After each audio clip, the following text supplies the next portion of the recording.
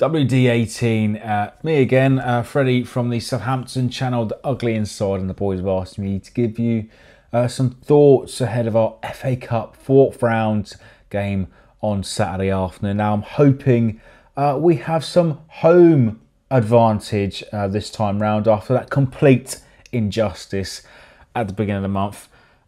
Anyway, the last match, very encouraging. Against Spurs, the fans really unified and really got behind the team for the first time in a long time.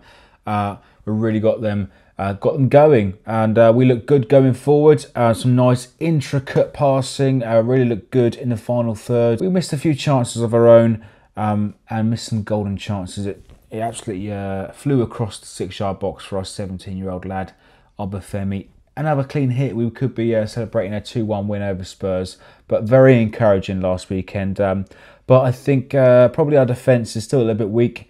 Okay, Kane and Co are probably some of the best attackers in the league.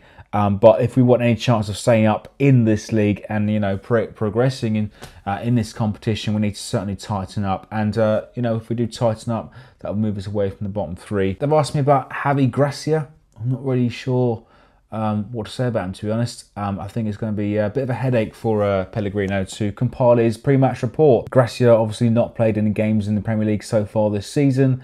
I think he's probably going to go from the characteristics and the personalities that he's seen from Watford this season, and he's probably going to be studying the game at the beginning of the month. Now, the boys from the Rookery End, great Watford podcast, by the way, they've said that you guys are sort of hampered with a few injuries, so that might force his hand a little bit. So you might even see sort of a fairly strong squad, and it could pose a bit of an exciting game for both teams. Team list for Saturday, we've got Mayo Yoshida and Shane Long returning to the squad. Both of them been out for a couple of games now. Yoshida with a hamstring problem and Long ruled out last week with flu. So I expect both of them to be in the squad.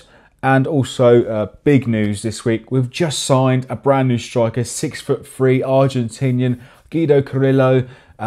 I'm sure he will be in the matchday squad if he's registered in time. Finally, a big man we've all been crying out for this season. Somebody to get those balls into, and hopefully we see some replica performances from Tadic linking up with a big man once again.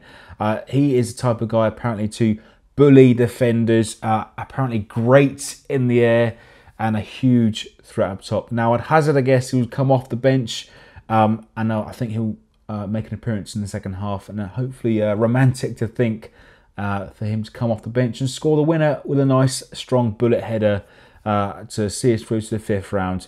But who knows with Pellegrino? He keeps us guessing right up until the final minutes. Is the league or cup a priority? I think both have to be prioritised at the moment. We're starting to build a little bit of momentum since the beginning of the month. Fulham win, draw with you and Spurs. So that's the biggest momentum we've seen all season, and that really goes to prove how poor it has been so far. So a win on Saturday will be huge for the confidence for the squad. We've seen a lot of individuals really down, their heads dropped, no confidence, that is completely shot. So a win on Saturday would do no ends to some of the match day squad.